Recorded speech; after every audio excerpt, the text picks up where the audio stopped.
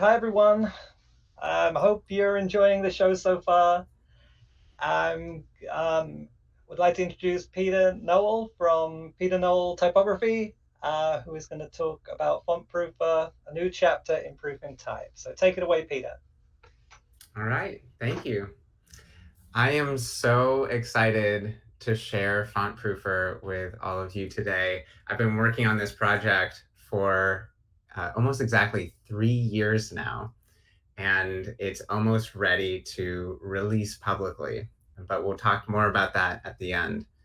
Um, because this is ATypI Tech Talks, I thought we'd do something special rather than just giving you a demo of the tool.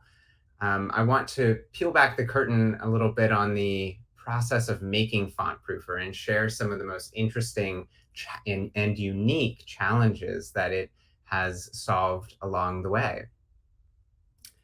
Now, the process of proofing, this act of testing our type in a variety of contexts, is the most reliable guide to a great typeface. A teacher once told me that his students are often surprised that one of the biggest surprises when they're learning type design is how much of the process has nothing to do with moving vector points around. It involves proofing. And yet, the actual process of, of building these test documents and updating them throughout the process can be very tedious and error prone. So the process is essential and really ubiquitous, but really tedious. Um, we have to rely on tools like InDesign that were never made for this exact purpose. And often we have to augment that workflow with custom Python scripts that can create things impossible in InDesign. Uh, this whole kind of set of tools and this mixed workflow can be really tedious, and Font Proofer changes that whole reality. It's the first general purpose proofing tool.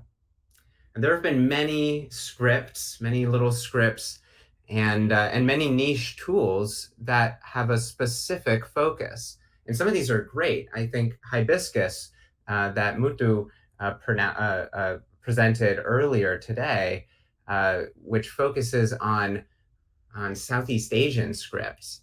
That's a great example. And then, of course, many foundries have their own internal tools, but we've never had a publicly available general purpose proofing tool. I was talking with Ken Barber about this, and he said, I've been proofing the same way since 1995. I've had these problems for that long. And I hear that from so many designers that I talk with. These problems have existed for a while, so why haven't they been solved? Uh, there are a few reasons, and the first is that type is really complex. There are so many possible styles and writing systems, and so many ways in which a font can be used. And proofing, by its nature, reflects that complexity. So any proofing tool needs to be versatile, but it's also challenging because proofing is a really unique process at the intersection of how type is made and how type is used, between font production and the creation of page layouts. Uh, Now, this is a pretty unique challenge for Font Proofer, but there are many examples from other industries, many inventions that exist at the intersection between two fields or two industries. And these inventions tend to be very empowering. Imagine learning to be a pilot before flight simulators existed. There would have been a lot of talking about flying, a lot of reading about flying, but very few realistic experiences of being in the cockpit in control of the plane. The evolution of science and mechanics and electrical engineering, ultimately of computers, allowed for the invention of a flight simulator. Flight simulators bridge the worlds of pilot education and the experience of actually flying a plane. They remove so much of the guesswork and the surprises for how to react to different situations. How do you fly through a lightning storm? How do you take off and land in various weather conditions? It's not that there wasn't a way to train pilots before, but it was more time consuming and more error prone and just less effective overall. Pilots are now required to spend thousands of hours in a simulator before they get into a real plane. Simulators were a new kind of thing that bridged multiple disciplines to create something useful. The problems had existed for decades, but the invention was the first of its kind, and it changed the field of aviation. Now, in comparison, proofing is nowhere near as epic. It's just a small example. But there are many similarities between tools that bridge the gap between multiple worlds. There are always new, unique problems that need to be solved. Some come from one world, and others only exist in between. They only exist when you're bridging those worlds from trying to reconcile their differences. So, we're talking about type design and graphic design. There are different concepts in these fields. As designers, we have different amounts of expertise in each one. There are different tools, Glyphs and RoboFont, tools like InDesign and Sketch, and we have different expectations for how those tools should work. So let's explore how FontProofer reconciles some of those differences and bridges the gap in some unexpected ways. I have a bunch of examples to share with you.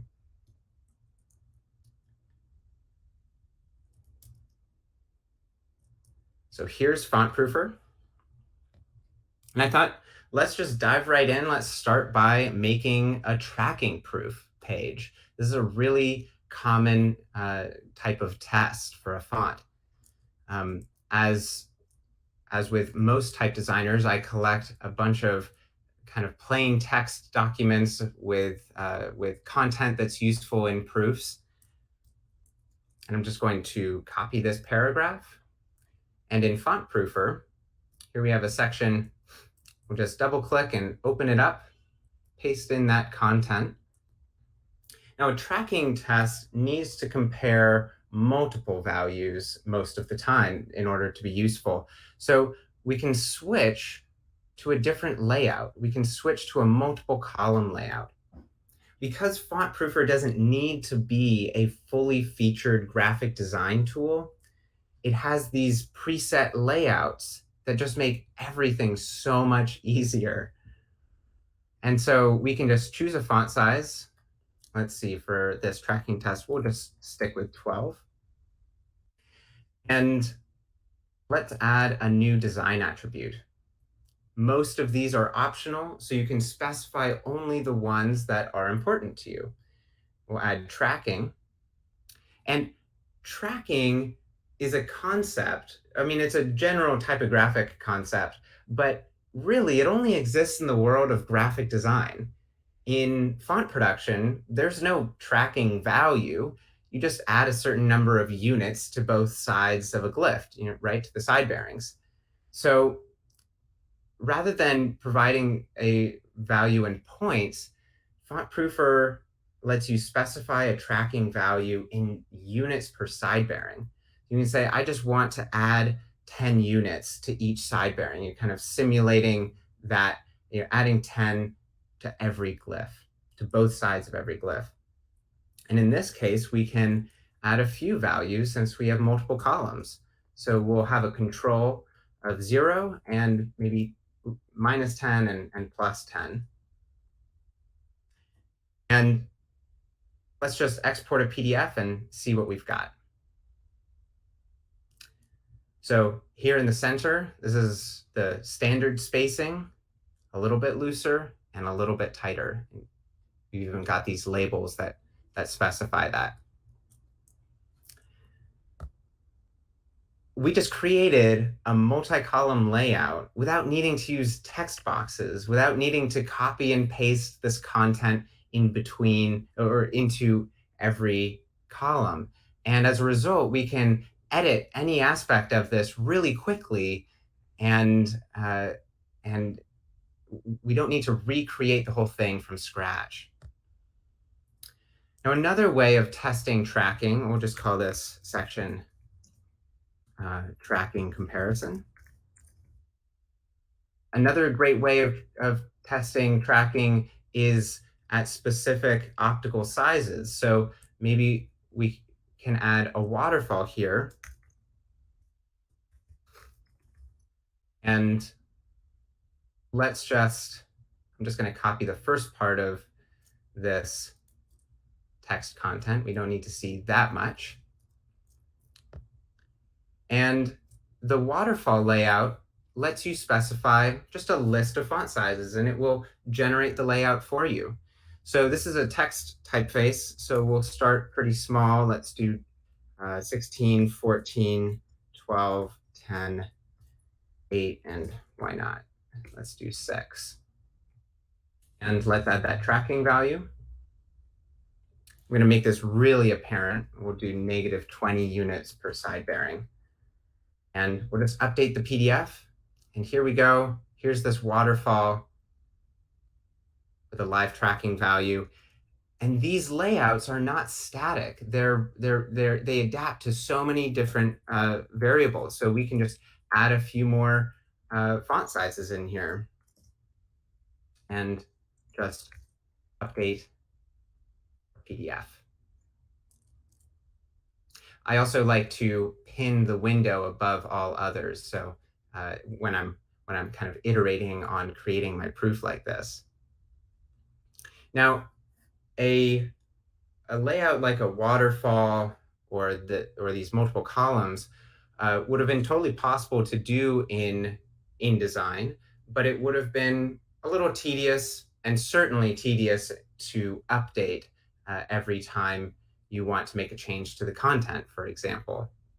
But there would have been layouts impossible to create in InDesign, things like a glyph grid. We can just add this section, let's call it all glyphs. Let me just leave it with the defaults for now and see what this looks like. Here we go. Multi-page glyph grid of everything in the font. You can change various aspects of this. Maybe you don't want to include the glyph name. Very soon you'll be able to add the Unicode value or a little preview of the character. A common need is to specify an exact number, a fixed number of columns. So let's say 8. And here we go. This is really useful if you're comparing the same grid from multiple styles, especially if those styles vary in their width, so that every glyph is going to be in the same place between proofs. And speaking of proofing multiple styles, there's a layout just for that. It's called style comparison. And in order to really show it to you, we need to add some more fonts to our proof. Now, there are a few ways you can do this. Here I've got some font binaries, and we can just drag and drop them into Font Proofer. This is the font picker. We can choose which fonts we want to proof at the moment. And font binary support is really important. But of course, a font binary is already kind of left the world of font production, and it's already kind of ready to be used. It's almost in this other world. What if you didn't need to export every time? What if you could just proof whatever you're working on in Glyphs or RoboFont, not need to manage the OTF and TTF files for every iteration. Well, I agree that that would be lovely. So Font Proofer lets you proof directly from Glyphs or RoboFont. So here I have this project open in Glyphs. I'm just going to hide preview for a moment and switch over to Glyphs. So I have this project, and I can choose which master, which instance, maybe the medium instance, and maybe all of the masters. And I could just rearrange these in here. Let's uncheck this and make this the default. So the default font style is going to be used for most of these layouts, like the waterfall, the glyph grid, the columns layout, that just use a single style. The style comparison will use every single one of the active fonts in here. So let's just make that the first section. And you know what? While we're at it, let's open up a project in RoboFont too. I've got a UFO of the same project. And over in Font Proofer, we'll see that is open in RoboFont. In fact, it is updating these the list of the fonts that you have open really immediately. So if we just open up a new proof here, you'll see I can open a new font project in Glyphs. I can open another. This list just updates immediately. And you can just choose whichever one you want to proof.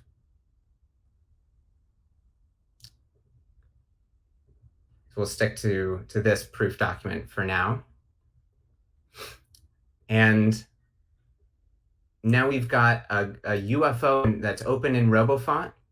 We have two masters that are open in Glyphs. We have an instance from Glyphs, and we have a font binary file. And let's take a look at this. I'm just going to hide these other sections for now. We'll just focus on the style comparison. And oh, you know what? For the content, let's just use the lowercase. I think that this fits best if I go down to about 44 points. Let's try this. Export the PDF, and it's now exporting the fonts from Glyphs and RoboFont under the hood in order to create the latest version, a proof with the latest version of your designs. So here we go. Here's a master, an instance, a master, a UFO, and a font binary, all in the same proof, and it only took a moment. And again, we can just add show whatever sections we want in here. So how is Font Proofer doing this? How's it working together with Glyphs and RoboFont? There's a lightweight companion plugin running inside of Glyphs and in RoboFont, and you can actually just install it directly from Font Proofer. You just install it right here and uninstall it. And Font Proofer keeps that plugin up to date for you. Now, the powerful thing about proofing your current project in Glyphs or RoboFont is that you can make changes and almost immediately have a new proof ready for you. So let's say I wanted to make a design change to this glyph. This is not an improvement, but that will be noticeable. Okay, and let's go back here. We'll turn on our tracking comparison and export the PDF. So it's creating the latest version of these fonts again. And now we'll see our regular master has that change. Medium is an interpolation, so it's less prominent. And in our tracking proof, every A is using the latest version. So you never need to worry about font caching anymore, about find and replace fonts. Your proof is always using the latest version of your font. It's funny that we have to celebrate that, but it's also been a huge thorn in our side. We've all lost a ton of time over the years simply worrying about if our proof is using the latest version of the design. This is one of my favorite examples of bridging multiple worlds, getting your font out of the font editor and immediately into a proof for you. And I'll show you more about this style comparison layout in a few minutes. And these layouts are so versatile that we can adapt some of these. We could just duplicate our tracking comparison, and let's say instead of having multiple tracking values, I'm just going to remove that design attribute, and let's instead have this at the same paragraph at multiple font sizes. So we'll do 10 points and 8 points. And columns here is just going to automatically know we have 3 values, so I'll create 3 columns. If you ever want to specify, get more granular, you can specify the exact column widths or the gutters, but most of the time that's not necessary. And we'll just call this paragraphs. I'm just going to hide those sections, and let's take a look at this. So this is a really common layout to find in a comprehensive proof. Most of the time when you're proofing, your font is a work in progress. Things are going to change, the open type features, your character set, whether you have kerning or not. And a tool like InDesign isn't going to respond in any way to those changes. It expects that your font is a fixed thing. And it's not really even made for interoperability so much between fonts. But again, for most of this process, your font is a work in progress. So what if you don't have every single character in this proof? Let's say, for example, that we don't have the parentheses designed yet. Well, generally, that would mean that we either have a blank gap in our paragraph or in our spacing strings that disrupts our ability to evaluate the spacing or the texture of a paragraph. But Font Proofer will identify any glyphs that are or characters that are missing from your font or that are present in the font but are empty and they're not white space characters, and it will remove those from the proof content for you. So let's go to our parentheses, and I'm just going to move this to the background. The other one is just a component.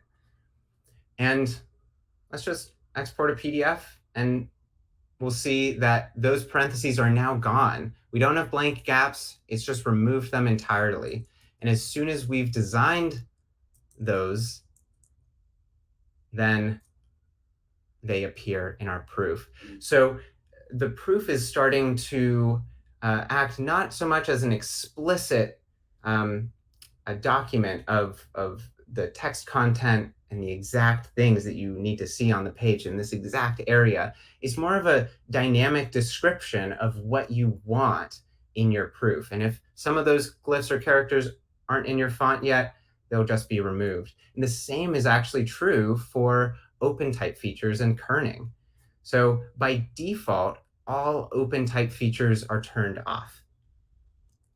And that prevents, for example, kerning or ligatures from disrupting your spacing strings unless you are very specific in your intention that that's what you want. So for paragraphs, we often want a few things like ligatures, maybe contextual alternates.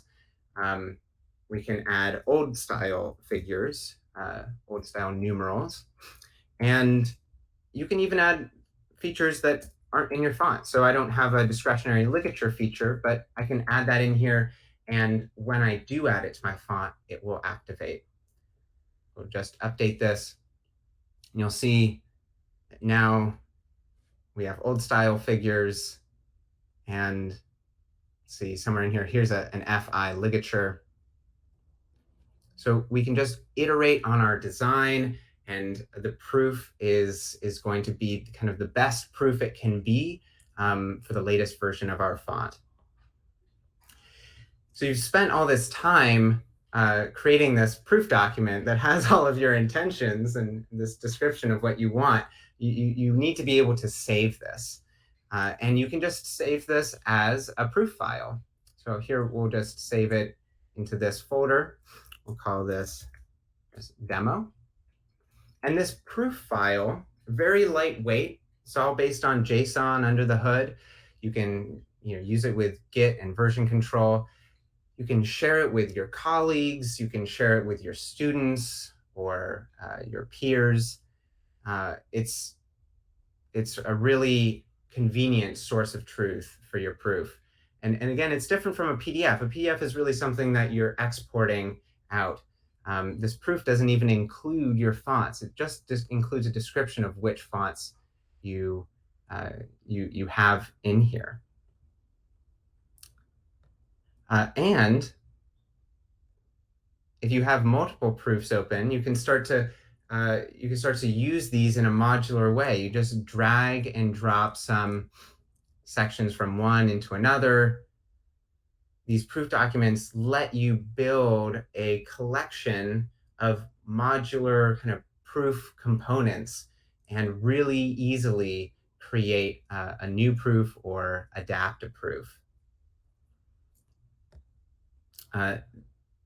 This all makes your proofs dynamic and so much easier because FontProofer is bridging between these two worlds. So let's just take a look at these new sections. So this is using the columns layout, but instead of the content repeating in every column, it flows continuously between columns. We have a very common page here, every uppercase letter next to every uppercase letter, really useful for evaluating the color, the darkness of the type, identifying glyphs that are too dark. And type design is just full of weird repetitive text strings like this that repeat control characters or repeat every character in some way. And this is a really unique need, a really unique kind of thing that we do in type design that exists in this in-between space. You would never expect a tool like InDesign to help you create weird repetitive strings like this. But it's also a bit different from font production. It's really part of this proofing process. So one of my goals has been to make creating and editing these repetitive strings a lot easier. So I'm going to show you a prototype that I've built. And this is going to be integrated into FontProofer very soon. But at the moment, it's just its own little app here, this own little prototype that I call repeating strings. Now, there are a couple ways in which we can create a repetitive text string. In this content, we have a very specific pattern that we want to just replace certain characters with, or certain glyphs with something else. We want to be able to say, okay, here's my pattern, replace every question mark with each one of these glyphs. And then you could add more glyphs and it just kind of creates this whole repetitive string for you. And you could use this for mathematical operators. Let's see, multiply and divide. You could just add to this pattern anytime you want. So maybe you want to see these between slashes, or what would it look like before euro as, or at least the figures as a decimal. So you can create the pattern once and just do this basic kind of looping find and replace for your character set. And again, this is going to integrate with how FontProofer removes glyphs that are missing or empty in your font. So if you haven't designed some of these, it will just remove those lines from your spacing strings. We saw this example of every uppercase letter next to every uppercase letter. And it turns out this is really easy to create with this kind of mode that I call insert text. So we'll insert each of these glyphs between each of the same glyphs.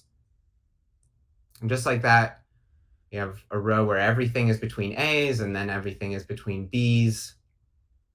It's really just dead simple. You don't have a few of these letters in your font, and it just updates this entire pattern for you. Now, let's add some of these characters in between control characters. We'll put them in between H's, and then maybe we'll put them in between O's. I also like to see glyphs between vertical bars. And a single control character is useful, but I find that there's a better kind of signal to noise ratio with 2 or sometimes even 3 of these control characters. So I want to specify more than one glyph. I want to specify separate strings, and we'll split them up by spaces. And now we can add 2 H's and 2 O's, and maybe just a single vertical bar. Again, as this pattern, HIJKLM, as this pattern, or as we add more glyphs into our font, this just updates dynamically. It's like you're creating the recipe for how the spacing string should work, rather than needing to type it all out in this kind of a soul-crushing way or having to edit it yourself. We're really bad at doing that. Computers are really good. And there's one more type of repeating string and use for this insert text mode that I'd like to show you. And that relates to not inserting some glyphs between other glyphs or strings, but inserting some things before and other things after. So this is really useful if we want to use kind of enclosing characters on both sides of these glyphs, maybe a parenthesis before and a parenthesis after. Right now, it's adding each of these before and after this whole string, because there isn't a space splitting them up. But instead, we can just switch back to glyphs, and now each of these is being kind of enclosed by each of these before and after glyphs. And again, it's all looping, so we can add multiple in here. We can add braces and brackets and greater than and less than. The same on the other side. And so this is a very concise and straightforward recipe for creating something that would otherwise be very laborious to create, or even a little counterintuitive if you're trying to figure out how to write a script in order to do it. And you can change the separator here to being a space or nothing at all. A lot of the time, I use a new line. And this isn't just for Latin. I'm really trying to make FontProofer a tool that can be used in any writing system, any script. It's, of course, a big undertaking, and it's going to take time, and it's going to take a lot of feedback from from designers like you. But this is an important commitment. Here are some Devanagari numerals between numerals and consonants, every consonant between every consonant, right? This is essentially the same as what we're seeing here, or very similar. In this case, it's just with consonants.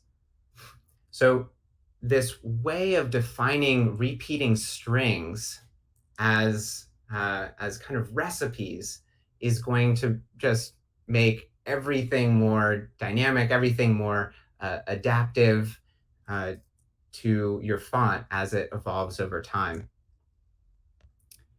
Now, some of the biggest pain points that I've heard from type designers relate to proofing multiple styles.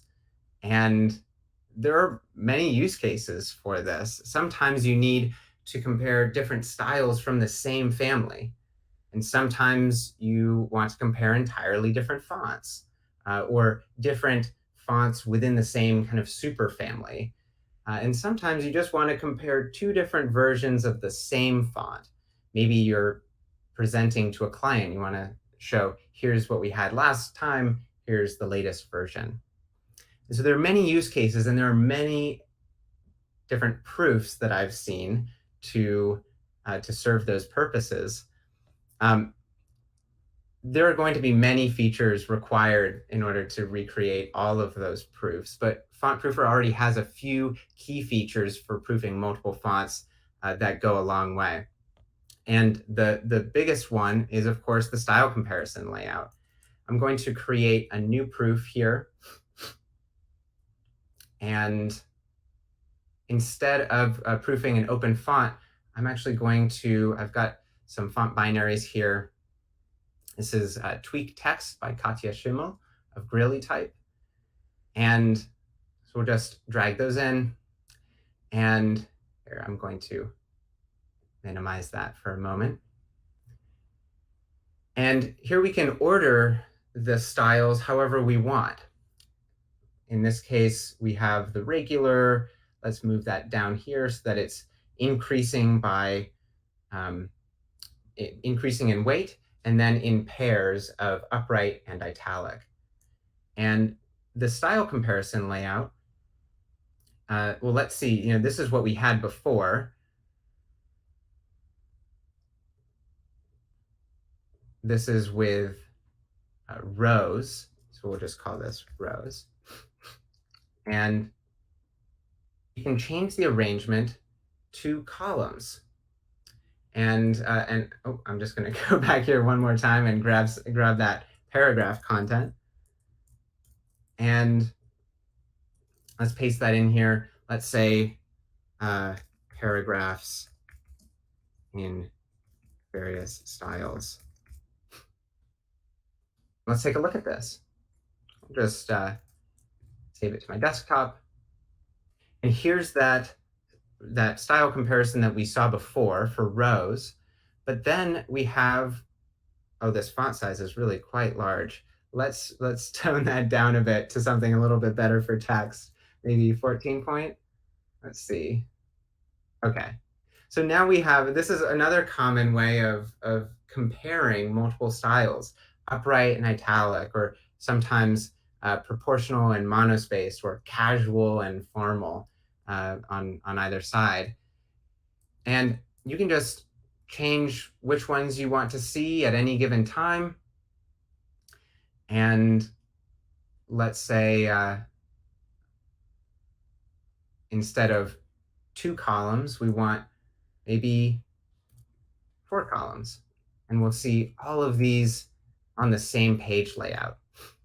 And it's just letting the rest of the text content here overflow and just run off the page, because it's clearly not the purpose of this layout. Now, you might even want to use a little bit more text content here. Let's copy some of this paragraph and use it in the rows. Maybe we'll go down to a little bit, maybe 28 points. And at first, this is going to be really dramatic. It's filling a whole page, and then it's running off onto the next page.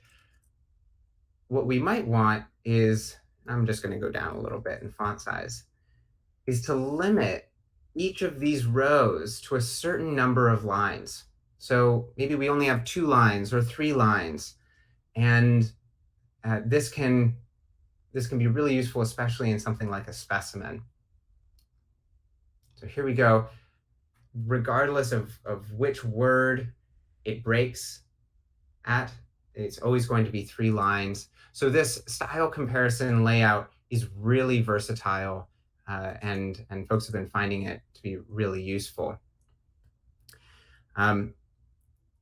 Now, sometimes, like before, we had started to create a pretty comprehensive proof here. We've got paragraphs, a tracking comparison, a glyph grid, um, various pages for testing the color and spacing, a style comparison. If you want this entire proof to be generated for each one of these font styles, each one of the active ones, just click this checkbox and it will create separate PDFs.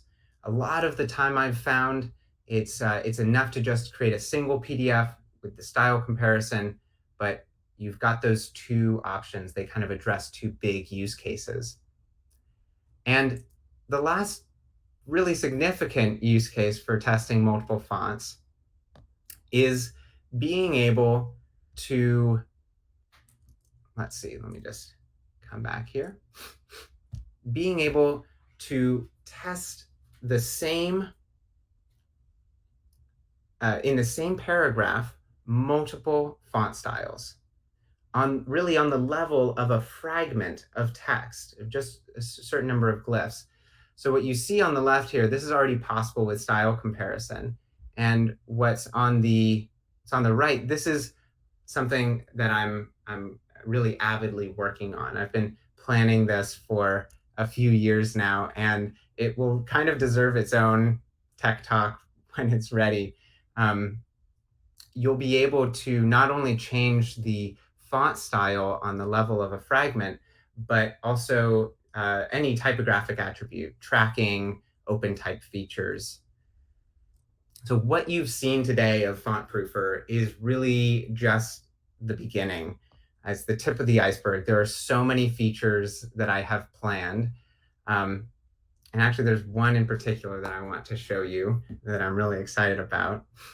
And that is having a live visual preview. So you won't even need to export a PDF. This is a really big feature. There's a lot of groundwork that needs to be laid in order to get there. I've been doing that work. I have some exciting prototypes of this working. And this coming year is going to be really big in terms of improvements for FontProofer. But even in its current form, FontProofer has proven to be a really valuable tool. The designers and foundries who have been using it tell me that they're often saving an hour or more every week compared to their old proofing workflow. So it's time to release it for anyone to use. When? In a couple weeks. FontProofer will be available in November. It's almost ready. It just needs a few extra things, including a website. And how much will it cost? Common question. FontProofer is going to be $20 a month. And this is the first subscription that I'm aware of in the type design industry. But there are also very few examples of tools that have found a way to be sustainable over the years. And that's a really important goal of mine. Now, $20 a month pays for itself really quickly. I mean, if you're making $5 an hour, this will pay for itself every month. If you're making 20, it will pay for itself within a week. And if you're making more than $20 an hour, it will pay for itself within minutes. If your time is really precious for designing type and you're not designing type full time, even more reason to regain some of those hours from the tedium of creating and updating proofs. And I also want this to be accessible to more people. $200, $300, $500 for a tool is a really difficult financial decision for a lot of designers. And $20 a month is really attainable. If you're a student, you can just get it for a semester for 3 months, and it costs a fraction of a one-time purchase. And I also really want the incentives to be aligned here, where uh, there's this ambitious product roadmap, and I don't want to release big features, when there's a new paid upgrade every year or two. I want to release them frequently. So I think that it's going to be worth trying this out. I think it makes a lot of sense for professional software, and especially in a small community.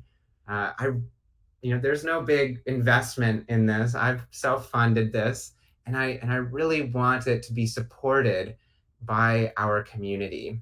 I think we can keep things small and sustainable. So if you want to stay in the loop, go to fontproofer.com to receive updates on the launch. These will be really infrequent updates. I didn't even send one in preparation of this talk, but I'll keep you in the loop. And as we come to a close, I want to return to this notion of bridging the gap between two worlds, and how transformative and empowering that can be. FontProofer makes enough of a difference on the workflow to have some really significant ripple effects. And the ultimate effect is that we can design more great type to share with the world. Thank you so much for your time. And I think we have some time for questions, about 10 minutes. So I'd love to answer any that you might have. Great. Well, thank you so much. That was a really great talk. I love the tool. I think I'll be spending my $20, and I'm not even a type designer. At least give it a try. Wow. I'll throw $20 out for a month. Just give it a try. So we do have a bunch. As we only have a short amount of time, let's get into the questions. I will read them out. So the first one, and I'll. Where's this from? This is from Patricia Ventura. Do you think FontProofer might help editorial publishing designers to pick font options and pairings, or is it more of a type designer oriented software? It's a really thought-provoking question. It's one that I've considered. Because we've never had a tool like this, we really don't know what the repercussions will be. I think that focusing on type designers and solving all of these really long-standing problems that we've had with proofing is a great place to start. But I started my design career in digital design, and I've evolved through graphic design into type design. And I think that there's a lot of utility in this. So I would say I think the answer is yes, but that's not going to happen probably as much in the first year. It will grow slowly. Great. Or it's going to grow quickly, but it's going to grow into other industries slowly. So Patricia added, thank you. I make books and I would love to test it. So that was her. Yeah. That question. Actually, speaking of books, some of the testing that I've done for FontProofer has been, putting massive amounts of text into the tool. And even if it takes a minute, it will complete a proof that is thousands of pages. So I had a question kind of on that front, kind of almost a follow-up question. You output to PDF. Is there thoughts to output to other document formats? Say, I'm personally thinking about Word, but InDesign or HTML, because I think a lot of people's type is intended for the web rather than print, and to produce test pages in HTML plus CSS may be more interesting to them. Absolutely. I mean, I think that I needed to start somewhere, and I've seen a lot of proofing done on the web, and I've seen a lot of proofing done in PDF form. maybe people marking them up on an iPad, and a lot of people who still like to print. I still like to print from time to time. Um, I needed to start somewhere, so I started with PDF.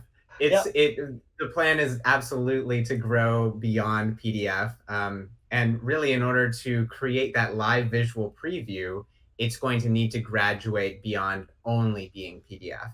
yeah, Further down the line, I see this absolutely. We know whether it's an output or some other form of testing in different browsers.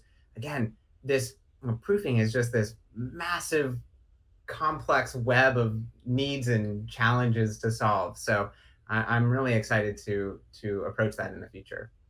great. Good. A couple of questions from Victor. What was the shape are you using? Core text? It would be wonderful if you were using half fuzz, as it would make it more useful for a variety of scripts, language scripts.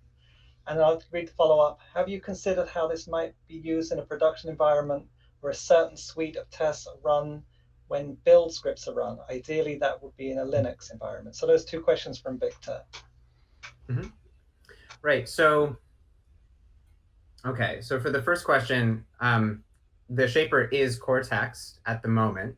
And I think that supporting harf buzz is like that's on my ultimate to-do list. So, um, uh, again, you just have to start somewhere. This is a Mac only software. And really, in order to make it myself as one person, um, I need to pick kind of the technical foundations that I'm building upon. And it seemed like this would be most possible by using Apple's Mac APIs. Um, so I if this is wildly successful and I have the funds to create it for Windows or Linux, I'll absolutely consider that. For build script workflows in general, um, those output font binaries, and Font Proofer could just automatically update your proof whenever there's an update to those font binaries. So it can kind of watch a file or a folder. It doesn't currently watch those files or folders, but that will be coming really soon. Cool. And maybe at some point in the future, again, if there's enough resources, maybe there will be a Python API. Great. So Victor says thank you. That makes perfect sense, or that makes sense. Dan Radigan said I've been using FontProofer to generate samples for reviewing combinations already. It's handy for that. I did have a question. I think it makes sense Mac first based on what you said, but a web app version would seem like that would reach everybody across platform. So again, put that on the list. No, it does seem that way. And one of the tricky things is that on the web, you just don't have access to enough low-level text APIs or even file system APIs to make this experience really smooth and possible, or to be able to do everything to the text that you want to do. So it makes it really tricky, and that was really the main reason that I chose not to pursue a web-based approach. I actually have been designing for the web and built, engineering for the web for almost 10 years. So it was the first obvious answer, really. Great, thank you. And Kalapi, you joined us a little late. Do you have anything to add? I was really excited to see the little Devanagari in there. So I'm wondering, what has been your history with testing for complex scripts, like setting up design criteria for complex scripts? There has been some testing, and I would not say that it has been comprehensive from any script, but it does seem to support Arabic and Hebrew with bidirectional and right to left pretty well. It seems to support Devanagari pretty well. I'm not going to pretend that this is a tailor-made tool for the needs of Indic scripts. I hope that at some point in the future, it will have more features that make it that are really tailored to those scripts. I've had some really fascinating conversations about what that could look like. Clusters of syllables and how those could be identified and used in a proof. But really, I mean, this is just the starting point. I look to folks like you to get in touch and, let's imagine these features together. Yeah, I'm looking forward to the release, and I'll definitely get in touch after testing stuff out. Thanks. Yeah. Cool. So, I'm asking mainly because I'm sorry for the pause. No, I'm I was just asking going to mainly say because you're on mute. Internally funded kind of a tester that works on the web. And maybe at some point when you're free, maybe we can get on a call and I can show you what it looks like and you compare notes essentially. See, Yeah, absolutely. how things work. I mean, again, these problems have existed for so long. Most of the designers and foundries who have actually been testing this in the past year have at some point built their own font proofing tool. Yeah, exactly. It's a really tricky thing to do well. Yeah. Perfect. Awesome. Thank you so much. Yeah, thank you. I was muted. All I was saying is we're completely out of time, and I don't want people to be late for the next session. So thank you so much for this, and thank you, our participants. And if you want to head over to the Hangout room, they're welcome to do so. But the next talk, I think, starts in 1 minute. Right. Thank you. Sounds great. Thank you, everyone.